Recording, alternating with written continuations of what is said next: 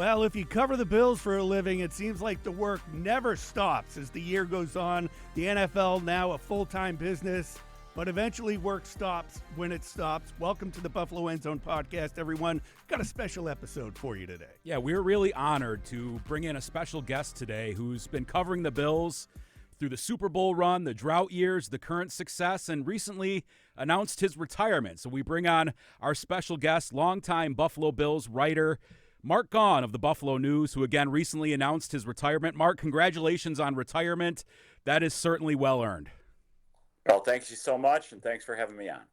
We'll get started with just how long you covered the Bills and worked at the Buffalo News 43 and a half years.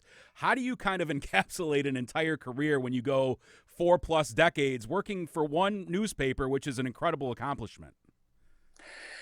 Well, yeah, I mean, it's a privilege. I'm extremely lucky. I know lots of people say that when they retire, but it's really true, especially in the media business, to be able to have such a stable situation, and also to work in my hometown where my family is.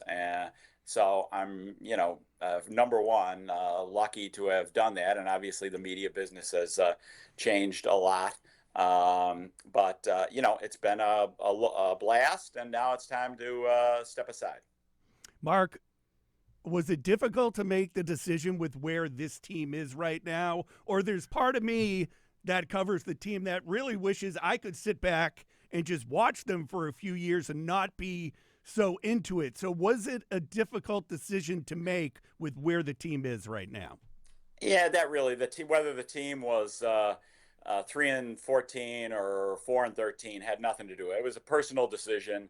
My wife retired a couple of years ago. I'm in reasonably good health.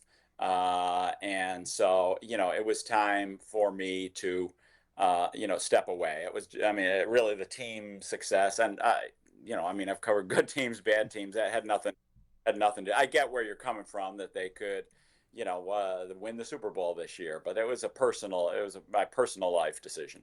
What was it like for you growing up in Western New York and following the Bills and then getting the chance to later cover them and turn off that side of things of people that were fans growing up? I grew up in Western New York watching the Bills, and then when you become a reporter, you become an objective party to that. What was that like for you? Number one, it was a thrill. I certainly, revered Larry Felser, in the 70s, growing up, 60s and 70s. And then to get to work with him, good friends with him, was, a joy. That's one thing. And again, the quality of life in Buffalo is amazing. And so, if you have a decent job, I'm a big Western New York booster. I love the weather. I wrote a big story about how Buffalonians' inferiority complex over the weather is unjustified, but that's another story. Anyway, why leave? The quality of life here is unbelievable. And then as far as covering the team, most people, you're in the media, by the time you cover a pro football game, you've covered hundreds and hundreds of sporting events. So learning to be an objective observer is not that hard. When you started at the Buffalo News, I think it was 1981, is that correct? What were those first few years like in the things that you did, a host of different jobs leading into taking on the Bills beat? Yeah, well, I started as a 20-hour-a-week clerk in the sports department. And then during that time, I had 2 full-time internships. So that was having your foot in the door and knowing what a big opportunity this is. I was lucky to have that. Some really quality journalists at Buffalo State and professors at Buffalo State, went before me and helped pave the way for me to get my foot in the door. And then, I started as a high school writer in early 1984. So again, that was great. I had great time. I love covering high schools. I would cover the high school if they had said a year ago we're demoting you and you're covering high schools. I would have said wonderful. I love covering high schools. It's a blast. The only problem with covering high schools when I did, was that you had to work every Friday, Saturday, and Sunday night. Obviously, that's when the games are. I had like Tuesdays and Wednesdays off for 3 years and worked every Friday, Saturday, and Sunday night from 5 p.m. to 1 a.m. or 4 p.m. to 1 a.m. For 3 straight years. So that was a little. That puts a little hit on your. So as we go through the 80s and start to approach the 90s and the Bills become what they became, could you take us through what it was like covering the team as they built up to what they ended up becoming? Yeah, I mean, obviously Marv transformed the franchise, along with help with Bill Polian. Obviously, they're both in the Hall of Fame. But I think the culture change was Marv. So it was a lot of fun covering Marv. Interesting, fascinating guy. Unlike a lot of football coaches, it was a little, like cover. I mean, obviously his hero was Bud Wilkinson. He looked up to John Wooden. So I didn't get to cut. John Wooden is probably, I've read a lot of books about John Wooden. I certainly look up to him. And so it was a little like covering a little bit of Bud Wilkinson and John Wooden. So that was great. And they had great, phenomenal locker rooms. I mean, the locker room of the 1990, 91, the 4 Super Bowl teams was just filled with alpha, big personalities, but also, really quality rank and file players as well. So, that was a blast. I've had the privilege to listen to stories from guys like you, Jerry Sullivan, Sal Majorano over the years about how the locker room was different in terms of the interactions with reporters and players and even members of the staff and general managers and things like that than it is now. Take us through what that was like to kind of sit down in a stall and chat with somebody. It's kind of different a little bit than it is now in the way that it's approached by both sides, I think. Yeah, I mean, it is a little different, but you could still do great reporting and have great conversations with players on the current team. I get where you're going, but I mean, there's a lot of current Bills who are just fascinating guys to talk to, interesting guys to talk to when when you get the opportunity on the right day. I mean, right from, the top of the roster to the Reggie Gilliams and Dorian Williams and Alec Andersons of the world are, really fascinating, interesting guys. So, access was a little different. And Jim Kelly talked on Sundays, Mondays, Wednesdays, and you could get him on Thursdays. The day, like after the comeback game in 92, the Bills then played Pittsburgh the next week. And like on Monday or Tuesday of that week of the Pittsburgh game, I mean, I sat down one-on-one with Frank Reich for like 25 minutes. And he talked me through the comeback game. It wouldn't be one-on-one anymore. There's so many more people covering. There were a lot of media covering the team, certainly, but there's more now, and it's more year-round now. And again, that's because the NFL has become such a much bigger business. They're geniuses at maximizing the value of the product.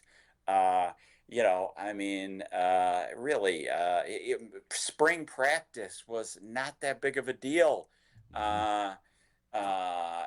We'd write one story a week. Now, we write, 10 things I learned from the May 25th practice. I remember covering a practice the week of the Houston playoff game, and we could watch. They practiced in the stadium, and there was like 3 people there. Me, I mean, I talked to Marv one-on-one after the after the practice. It was uh, again, there were a lot of people covering one in the Super Bowl era, but it was different. You look at, since you brought up the difference between, like, I think people want to know what it's like if you compare, your interactions with Jim Kelly as opposed to Josh Allen and how things are now. I think you touched on it a little bit. You're not, Josh Allen's usually in front of a bunch of media, yeah? I mean, Jim was too, but the I would say there are more demand. There were a lot of demands on Jim, but there are but there are more demands on players now with the NFL with network, more television and social media has made it harder, if you will, on players. They so Josh Allen. I believe you would have to talk to Derek Boyko, and actually Derek didn't cover, was young, is too young, he didn't cover Jim, but Derek's the Bills PR guy, of course. But there's a tremendous amount of demands on Jim. Good Morning Football and all the shows that want a quarterback the week of the Kansas City game, and so when I mentioned Jim talked all those days of the week, Josh probably can't. I mean, there's just too many. He's pulled in too many directions. So he talks Sundays and Wednesdays. I mean, if you really need to get a question in on him, yes, and you can go up to Josh in the locker room, absolutely. So I had nothing to get. Josh is accessible, and he, presents himself as the face of the franchise in a phenomenal way. But again, there's more people pulling on them, and I think the players also have to be a little more cognizant of everything getting out. I mean, a player could, be very candid at his locker in 1990, and we could go back in a cursing rant with I'm not, I'm just saying. And now, if players says something slightly controversial, they know that somebody's with a microphone and it's on social media, and now they're getting bombarded, lambasted from all sides. So it is a little tougher on players now. I certainly, and we all deal with that. But I'm not saying it was better. It's great now. The interaction with the fans is way better for me and for you guys as media members. I mean, before, a fan would have to write me a letter and put it in the mail, and then I'd go down to the office once every 3 weeks and pick them up. I mean, now it's instantaneous, and that's great. And fans can call us out and say, "Hey, you forgot about this in your story today," and I'll say, "You know what? You're right. Thank you for telling me that." It's a give and take, and it's the world we live in. I love going back to the past. Andy and I'm about 10 years older than Andy. Andy was an intern for me when I started down in Jamestown when I first moved out to Western New York. I'm not from out here. But back then, you'd have to wait for a press release to get faxed from the Bills. Now, given we weren't in Buffalo, we were down in Jamestown, but it just seemed like such a simpler time than everyone rushing to their phones nowadays to check everything every minute or so. Is there something to say about the simpler times back then before you're just bombarded nowadays from the second you wake up to the second you go to bed? Yeah, I mean, it's very easy. Obviously, as being an old guy, it's very easy for me to wax about how much better it was. But you got to evolve. You change or die. So you got to embrace the good things, like this right now. We're having a podcast. We're reaching fans and subscribers that you never would have reached before. So I get lost a lot less in my car than I used to. Thanks to GPS. Yeah, Kevin could take a few cues from you, Mark, as far as letting go of the past and moving on with some changes. Mark, when we talk about those Bills teams, how do you encapsulate like what that was like that first year in 1990 when they go to the Super Bowl for the first time? And I mean, I was a kid then; I was 7 years old, and the way the community just erupted around that happening was fantastic. Yeah, I that was an amazing run, and it definitely. I mean, the Bills have always owned the town. The fact they won a couple championships in '64 and '65, I think, uh, cemented them into the culture of Western New York. And so it's always been that way. But there were, the mid '80s were so lean, and the search for a quarterback was so tough in the mid '80s. Not as bad as the drought years. A little that it would be wandering in the desert for 17 years. But yes, I think the Super Bowl era ramped it up even more and became the Bills became really a 12-month-a-year obsession, if you will, as a result of that. So and they were fun. I mean that's a very much similarity now as then. Is they were a fun team to watch. Kelly. They had the superstars, all-time greats, Bruce Smith, Andre Reed, Thurman Thomas. So, and they were they were big personalities. Darryl Talley, just a phenomenal leader, a great guy, huge personality. So I think they were a fun team to watch. And like now, they are just. I mean, Josh Allen is must-see TV, and you're on the edge of your seat watching him because at any moment he might take off like a 245-pound ostrich. Now you're connected to that Bills team from the 90s, Pro Football Hall of Fame selector, Mark. And a lot of those guys end up down in Canton, Ohio. First of all, how did you get into that? And then the role you played as far as getting some of these former Bills players, coaches, and whatnot into the Hall of Fame. Yeah, well, that was another lucky privilege. Larry Felser retired, and after the 2001 or 2002 season, and so the Hall of Fame and Larry, certainly with Larry's blessing, identified me to take his spot on the committee. And so I did that for 12 years. Looks like we lost Mark there. We lost Mark. We'll try and get back to him, see if we can hook back up with him, Jordan. In the meantime, Andy, we joke around when you look back at such a great career that Mark has had. I mean, we could probably sit here and talk to him for a good 2 hours about all the stuff that is. Oh, I think I hear Mark joining us again. There? You're back, You Mark. Yep. Okay. You hear me okay? Yep, we can hear you. Yeah. Okay. Yep. So sorry about that. Don't That's know what okay. happened.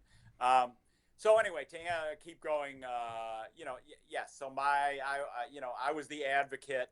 The committee is actually bigger now, more voting members than there were back then. There were like 38 when I was on the committee, and a candidate had to get 80% of the votes. Still the case.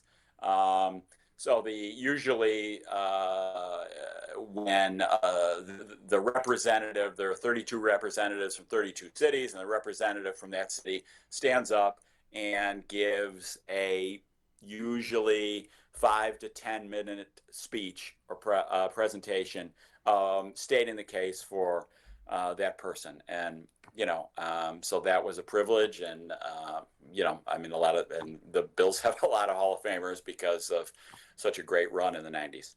A lot of people from those eras want to know about The Doug Fluty, the Rob Doug Flutie, Johnson Rob Johnson situation, situation, Music City Music Miracle, City, all those sorts of all those things. sorts of things. What was that like What when was that that all like went when down that all went down after the 99 after the season, 99 going into the season and playoffs going there? into the playoffs there? Yeah, I mean that was that was the Flutie mania was a tremendous amount of fun, and the kind of rift in the locker room between the players who wanted Flutie and players who wanted Rob did become public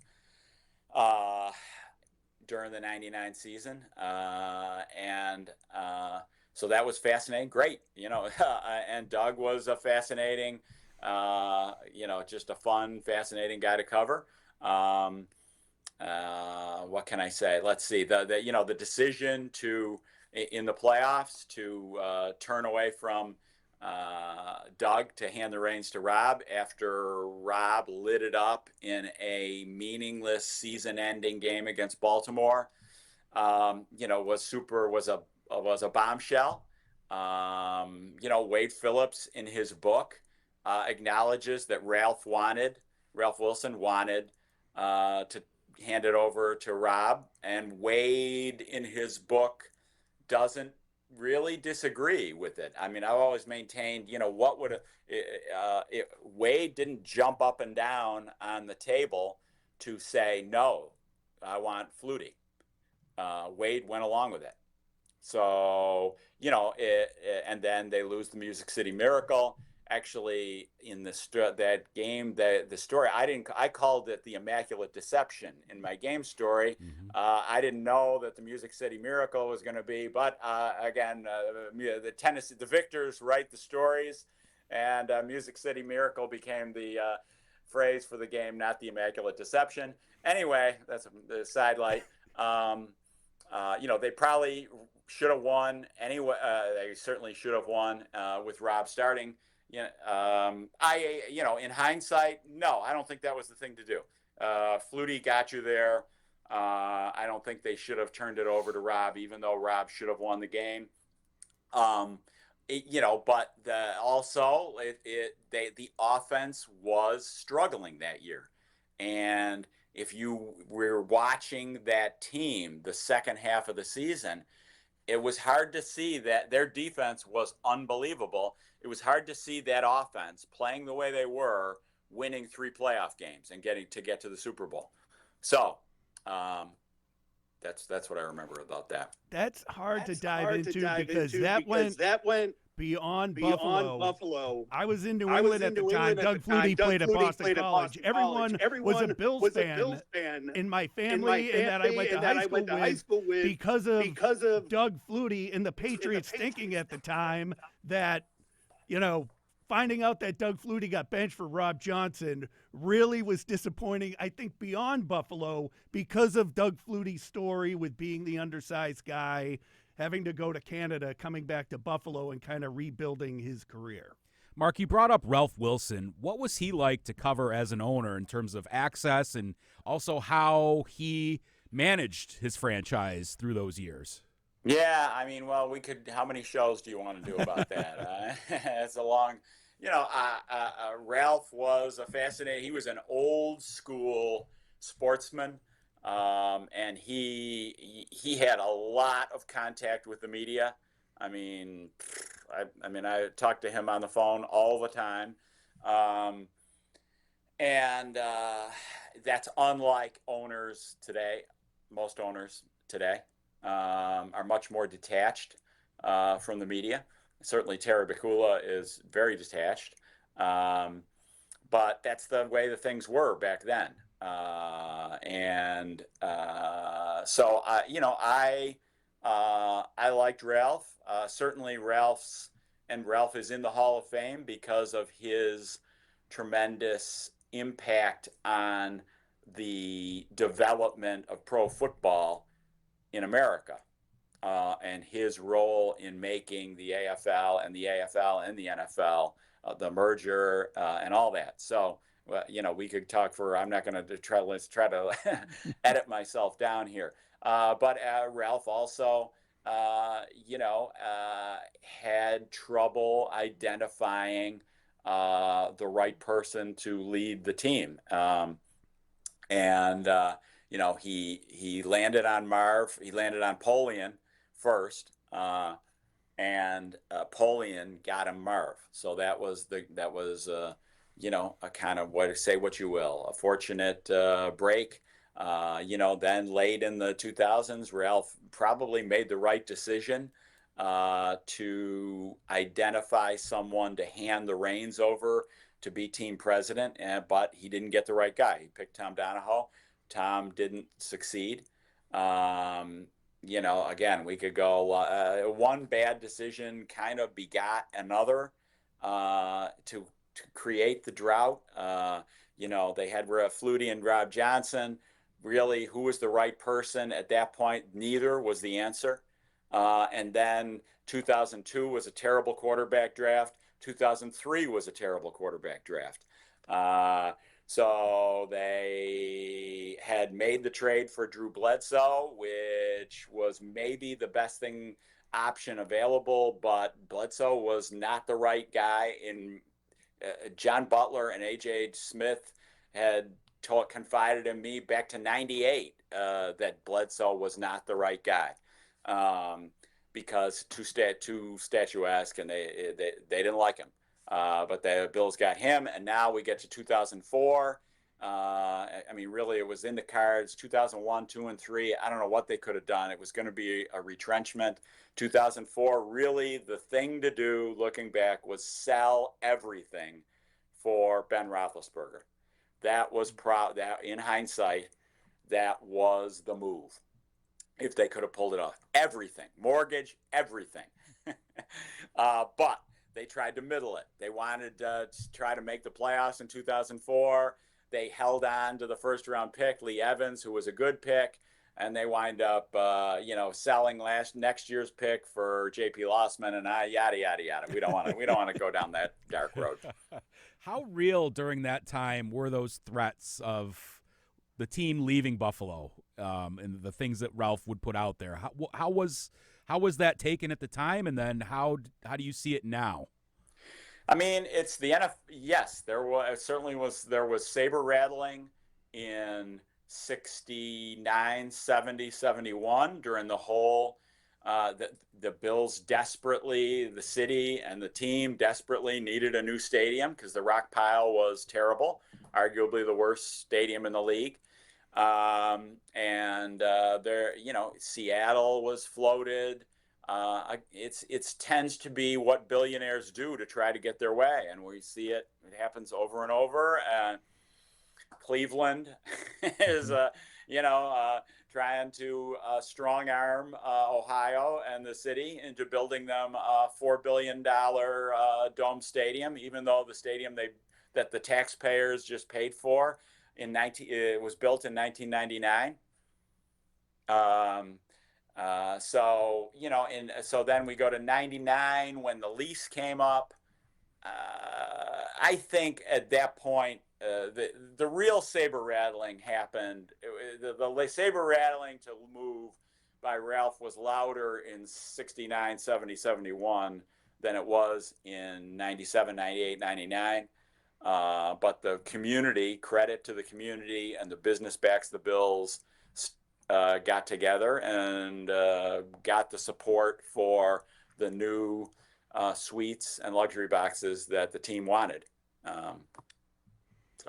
Now you have the new stadium going up now. You have Sean McDermott, Josh Allen, all this excitement around the team, Mark. After covering that big drought period, Andy and I were involved in it too.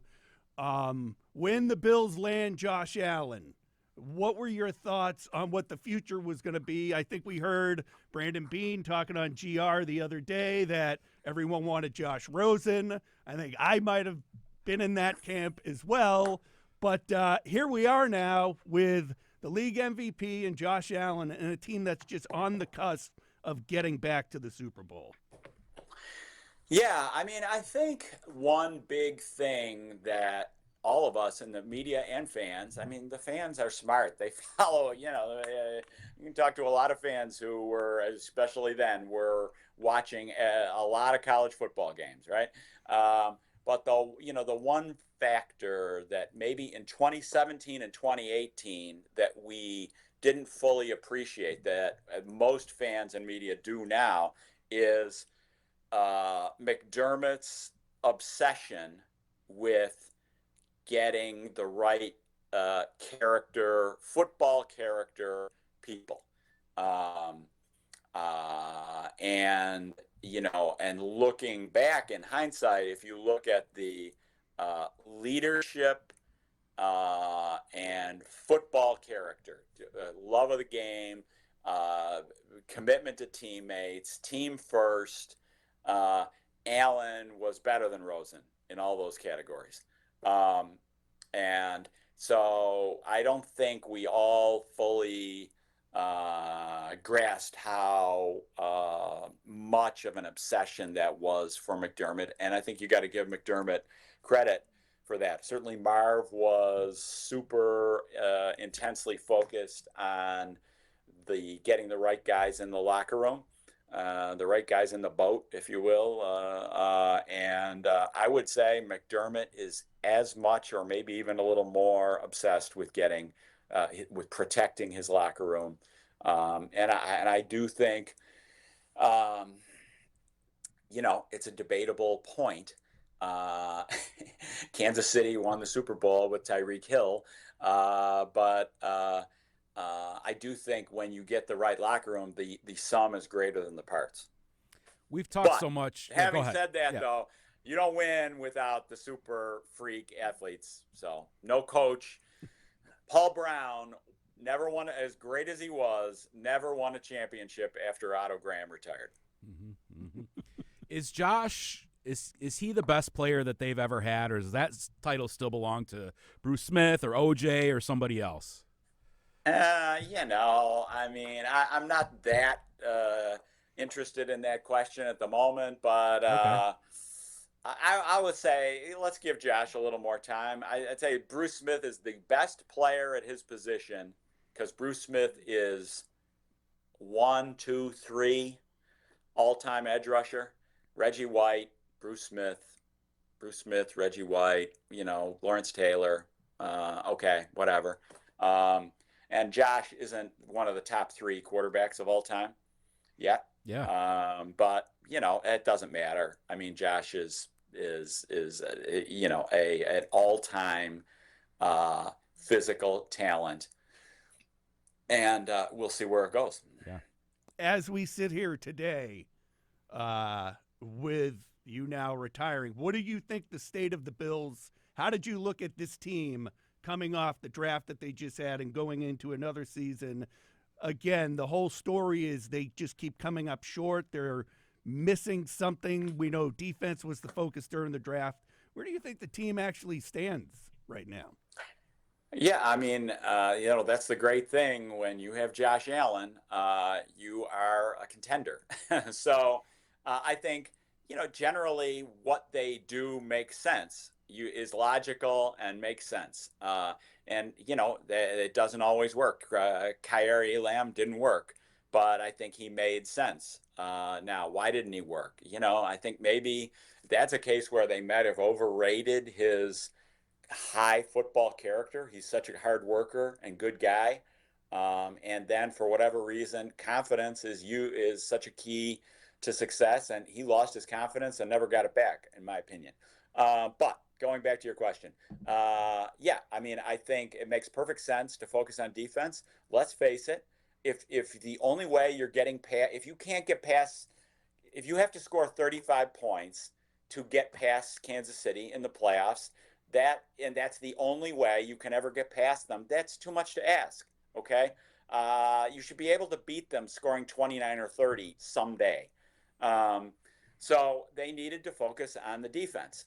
And I think, and the defense clearly wasn't good enough the last 3 years. I mean, 2 years ago when they lost at home to Kansas City, I mean, the analytics, the numbers Kansas City put up that day were ridiculous. Yes, they only scored 27. But I mean, Jordan Poyer causes a fumble at the 1 yard line. I mean, it really should have been 35 easily for Kansas City. And that was the best Kansas City looked the whole year. Right. They never looked anywhere close to that good before that game or in the Super Bowl that they won. They didn't look nearly that good the next 2 weeks later. And then, this season, they gave up 32 to Kansas City. That's, even though the offense held the ball a long time. So not good enough. And really, so anyway, defense 29th in the league on third downs, 32nd on third and long. Terrible. I mean, the defense wasn't terrible, but it clearly wasn't a championship defense. All right. So now they have, I don't know, Sean McDermott and Bobby Babich have to produce this year because they could not have done more. Again, we'll see how many of their moves pan out, but they have given them 4 key contributors in free agency and 5 contributors in the draft. Mm-hmm. 5 guys who are going to play.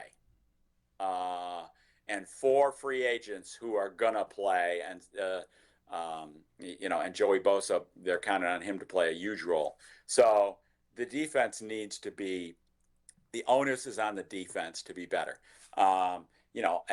Obviously there's, again, I could ramble on here. But there's been a big talk, Brandon Beane went off about the receiving core. I mean, I don't think that the fans who want to see a better receiving core aren't crazy, but Beane is certainly right. They did score 30 points a game. They did score 29 on the Chiefs. That should have been good enough in the playoffs. And it is what it is. There's only so many dollars to go around.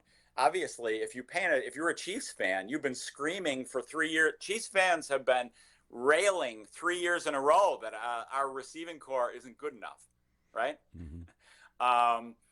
It has been lacking, but Patrick Mahomes has made it work.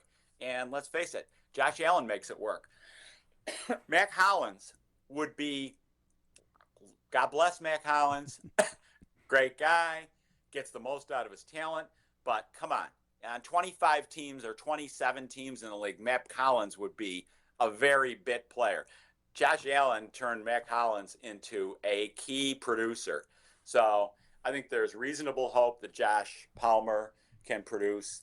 And you know what? They have to make it work on offense. They have to make it work with what they have. Year to year, it's different. But what do you think has led to the defensive downfalls in the playoffs? Like, some of those defensive teams were very good, near the top of the league throughout the regular season statistically, and then in those elimination games, it's been historically bad in terms of points given up and things like that. Yeah. So I mean, in 2020, the pass rush with Jerry Hughes and Mario Addison, I think was the other one, just wasn't good enough. So then they make the big move. It was okay. It was pretty good, but it wasn't good enough. So they make the big move for Von Miller, which, the bold move. It was, I think, the right thing to do. But in the end, this is the thing about bold moves and why when Beane says you're never one player away and you shouldn't mortgage the future on one guy, I agree with that. The Miller move didn't work in the end through injury reasons. I think in the start of the 2022, the first half of the 2022 season, when Von Miller was at his best, they did have a Super Bowl defense, arguably. But then Von got hurt. And their run defense got manhandled by Cincinnati. And then in 2023, that one is injuries. Like, it was a very underwhelming performance by all hands, defense, coaching, against Kansas City. But they were legitimate. The injury was a fairly legitimate excuse that day. I mean, you got A.J. Klein trying to cover Travis Kelce. And then last year the pass rushing wasn't quite good enough to stop Mahomes in combination with the coverage.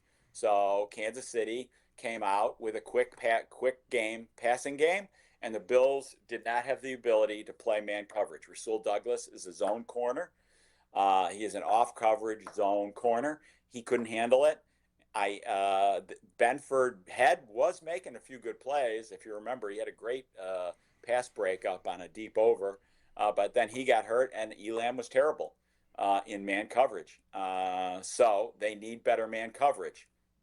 Enter Maxwell Hairston. That it's on McDermott and Babich they have more tools at their disposal. It needs to be better this year. All right, before we let you go, Mark, what's the biggest thing you take from your long career in covering the Bills? Your biggest memory, your biggest takeaway? I go back to, I worked with wonderful people. Right. Who have great friends, and too many to count, too many to name. I mean, unless you want me to go for another 15 minutes, I don't want to have everybody start turning off the clicking off button. I'm just very lucky to have been able to do this job in my hometown. By my count, I've written 12,000 stories in the Buffalo News. So. It's been a blessing, and I just thankful, and now it's time for all the good people there to carry it on.